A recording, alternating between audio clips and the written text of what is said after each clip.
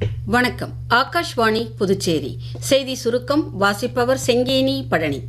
பிரதமர் திரு நரேந்திர மோடி இன்று மாலை திருச்சியில் நடைபெற்ற நிகழ்ச்சியில் கலந்து கொண்டு 5650 கோடி ரூபாய் மதிப்பிலான பல்வேறு திட்டங்களை தொடக்கி வைத்தார். புதிய திட்டங்களுக்கும் அடிக்கல் நாட்டினார். அப்பொழுது உரையாற்றிய பிரதமர், இத்திட்டங்கள் உள்கட்டமைப்பு, தூய எரிசக்தி, பெட்ரோலியம் சார்ந்த உற்பத்தி துறைகள், நெடுஞ்சாலைகள், ரயில்வே மற்றும் கிராம சாலைகள் ஆகியவற்றுடன் தொடர்புடையவை என்று கூறினார்.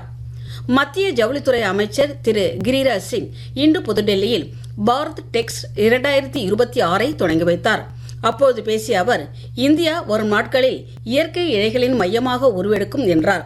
வரும் ஜூலை 14 முதல் 17 தேதி வரை டெல்லி பாரத் மண்டபத்தில் நடைபெறும் பாரத் டெக்ஸ் 2026 141 நாடுகளைச் சேர்ந்த முக்கிய பிரதிநிதி ராதாகிருஷ்ணன் அரசு கலைக் கல்லூரியில் நேற்று தொடங்கிய இப்பயிற்சி முகாமில் புதுச்சேரி தொழிலாளர் துறை துணை ஆணையர் திரு சந்திரகுமாரன் மற்றும் வருவாய்த்துறை அதிகாரிகள் கலந்து கொண்டு பயிற்சி அளித்தனர்.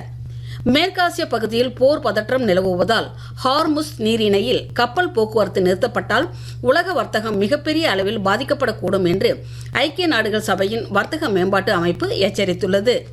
புதுச்சேரி கரிகலாம்பாக்கத்தில் இன்று நடைபெற்ற நிகழ்ச்சியில் துணைநிலை ஆளுநர் திரு கைலாஷ்நாதன் கலந்து கொண்டு கிராமப்புற சுய உதவிக்குழு பெண்களுக்கு சமுதாய முதலீட்டு நிதி உதவி, மின்சார ஆட்டோக்கள் மற்றும் லட்சாதிபதி பெண்களுக்கு சான்றிதழ்களை வழங்கினார்.